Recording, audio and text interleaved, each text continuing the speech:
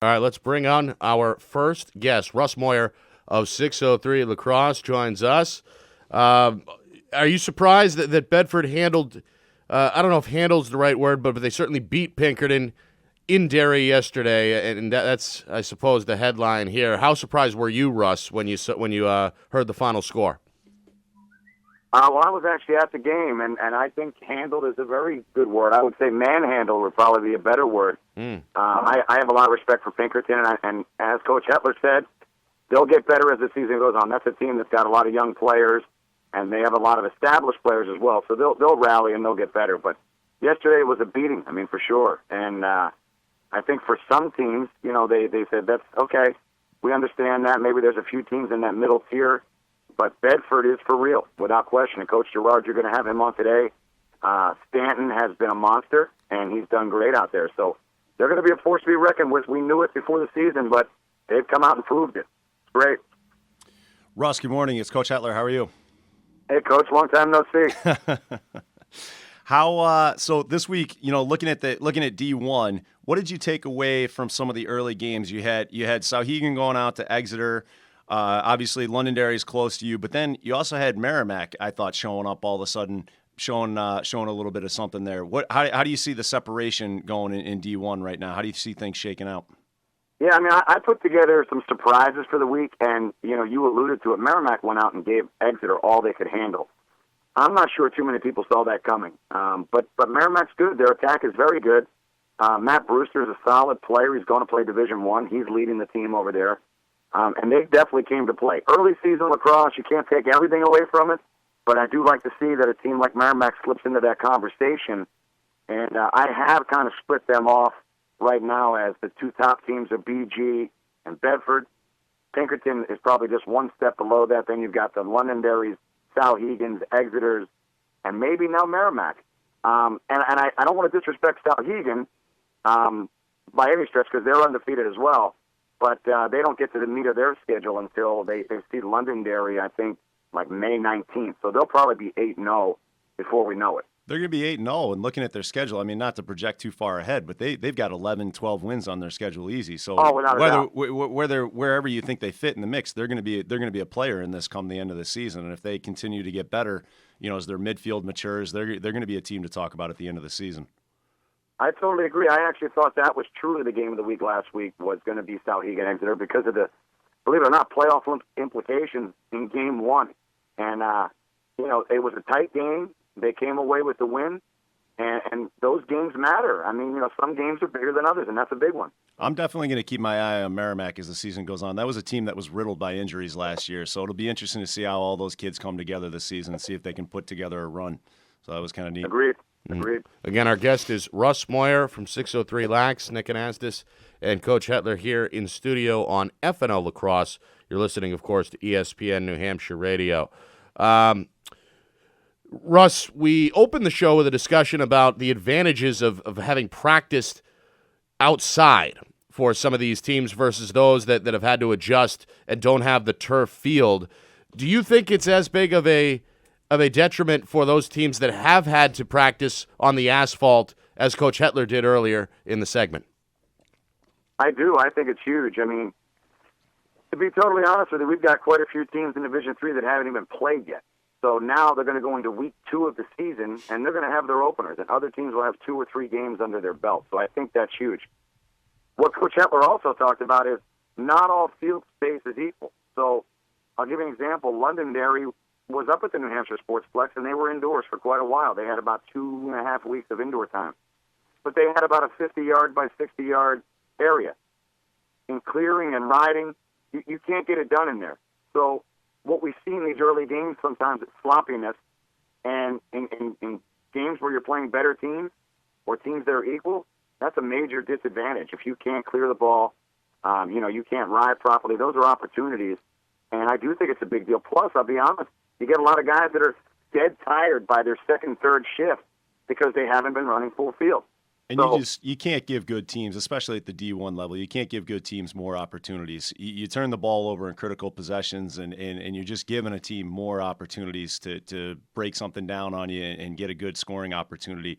You've got to be able to ride and clear.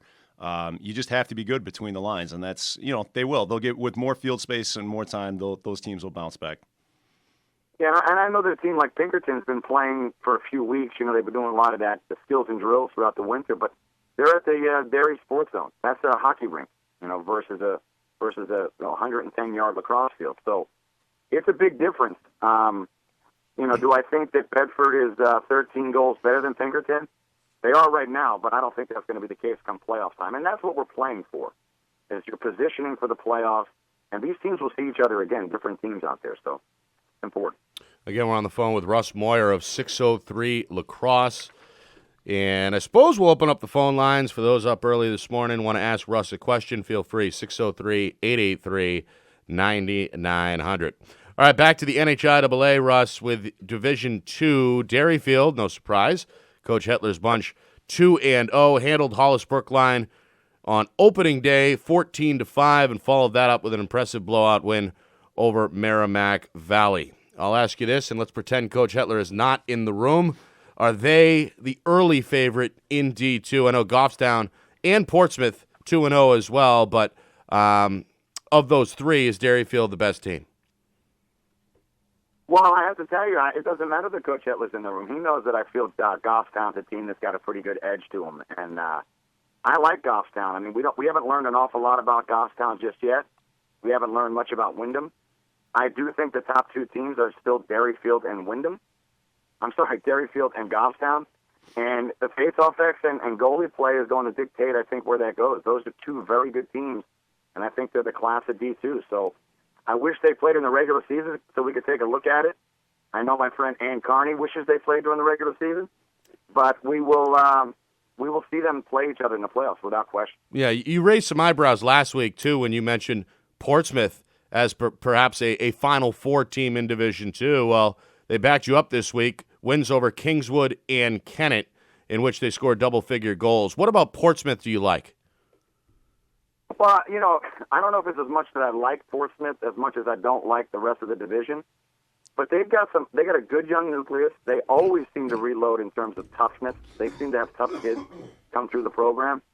But I'm not sure wins over Kennett and Kingswood are ready to put them in the top two teams. But I do think that they can make the Final Four. I do. One of my biggest disappointments from the first week is St. Thomas. They've let some people down there. They're 0-2, and they got a couple of bad losses there. So I don't know. I mean, it's wide open for sure at D2, but I do think that Derryfield and Goffstown are definitely in. We haven't seen much from Wyndham. They haven't really played. They haven't been tested yet. But you're going to see it this week, though, Coach. Well. They got they play. Goffstown's got Wyndham on Tuesday, and Wyndham's got to play. They got Goffstown and Winnicunnet back to back. So you're going to start to see. Winnicunnet's had a hot start. They haven't lit up the scoreboard, but they're 2-0. They beat Bow and they beat St. Thomas, so they've got two quality wins. So I think you'll start to see more things shake out. But again, hard to tell. It's you don't know what's going on over at St. Thomas. They could have had kids missing. They could have injuries. It's hard to tell early in the season. So I think it's way too early. I appreciate the praise, but I think it's a little early in the season to be making predictions right now on how things are going to shake out. Oh, I tend to agree as well, but that's what I do. Right. Where's the fun in that? Again, Russ Moyer of 603 LAX joining us. Want to talk a little bit about the girls here. Souhegan 3-0, Londonderry is 2-0. Let's see, Bedford 2-1. This is Division I, of course. Exeter and Pinkerton 2-1 as well. We spoke with Coach Daziel on the phone on this show last week. But what about opening week on the girls' side in D1 lacrosse? Yeah, I mean, last week we talked about D1. It's going to be great this year. I mean, it's going to be fun to watch the D1 side. And I think the people that we had mentioned were Souhegan, Bedford, BG, Pinkerton. But we were remiss because we didn't say Exeter. And Exeter proceeded to open the season with a win over Bedford and a 2-goal loss to Souhegan. So these are good. This is a good team. And they'll be in the discussion as well. Londonderry's 2-0.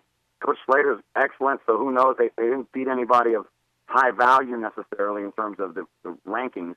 But they're 2-0. I mean, they have to be thought about as well. So I think D1's going to be awesome to watch.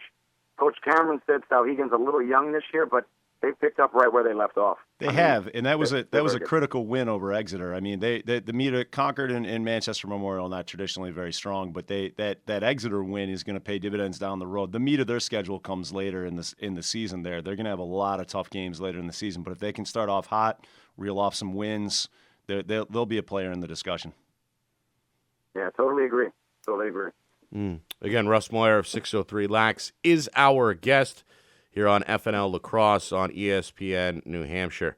All right, what about in D2 girls? We've got Wyndham at 3-0, Hanover at 2-0, John Stark 1-0. Those are the only unbeatens. Everyone has at least played, looks like, one game. What do you see there, Russ? I still see the Jaguars being the top team in D2. So Wyndham, I'm not sure anybody can beat them. But Portsmouth ran with them, so they lost 13-10 in a very good game. So maybe Portsmouth's that other team. Hanover is undefeated. Coach is great, but they lost quite a bit. They lost quite a bit. I don't know. I think that's a team that we'll have to see how it develops in the coming weeks to see if they can put it all together and give Wyndham a run at the end of the year. But again, I think it's Wyndham's to win or lose. I like Portsmouth. Mary Squire's a great coach. She gets the most out of her kids. They had a down year last year, but if I know Mary, she hyped it up with the kids in the offseason, got them to buy in, and I'd look for them to reel off a bunch of wins. And that's a great early season statement, and it kind of shows where they're at, and they can make some adjustments and improve there. So I'm sure they took a lot of confidence away from that game. Yeah, I was going to say, sometimes even a loss, you can dig a lot out of that because, Mary's a great coach, like you said. I think she's one of the top coaches in the state. And when your team loses in a dogfight like that, it's painful. But when the expectation from everybody around except your team thinks it's supposed to be a blowout, you can say, hey, we can play with these guys, and by the end of the year, we close that gap and beat them. So it's a lot different than losing 18-4 to Bedford. That's a little bit of a harder conversation to have with your kids. All right, Russ, looking ahead this week for both boys and girls, what games jump out at you? Well, Coach Edler actually alluded to the Division II games that I think will be – they'll still tell us a little bit more. Division III, we really haven't seen much played. So there's not too much there. Pelham's not going to be tested in the next week. Trinity looked pretty good this week. They had a couple good wins this week. They had a big win over Manchester West, and they beat Laconia up at Laconia. So I'd look for see what Trinity can do going forward here. Yeah, Trinity has looked good. Again, I think they'll probably be there in the Final Four as well, and they've got good athletes over there. So, but the games Coach Etler alluded to. BG they have a fixed schedule this week. So. In Division I, there's some haves and have-nots. BG this week has Londonderry. Then they roll down to Needham, Mass. and get tested there. And then they have Exeter. So, or vice versa, somewhere in that order. But those are three really good games, and those are impactful games in terms of where teams stack up. So I think that's a big one as well. Yeah, they've got Exeter tomorrow, Russ, by the way. BG Exeter tomorrow. Yeah, so that's tomorrow, and then Londonderry's Thursday, and they've got Needham Tuesday. That's a lot of games against quality opponents in 3 days. So we'll learn a lot about BG in the next 3 days. Looking forward to McNallen and Penna going at it on Monday there in the face-off X. I always love that. We saw, I think you guys talked about the face-off and what that meant in the Pinkerton-Bedford game. Tucci and Cashin as a 1-2. That was huge that they were able to not only run with Brett Totillo, but they actually beat him overall. And then you got Valus on the wing to come up with those. It's important when you get up by 5 or 6 goals to not allow other teams to get runs. When you have one of these dominant face-off guys, like a McNallen, like a Penna, like a Totillo, that you can actually stop other teams from making runs, and you can get runs of your own if you do get down. That's a huge impact. It's a huge impact. Sure is. All right, Russ, appreciate the insight as usual, and look forward to talking next week. My pleasure, fellas. Enjoy the rest of the show. I know I will. Thank you, Russ. That's Russ Moyer of 603 LAX.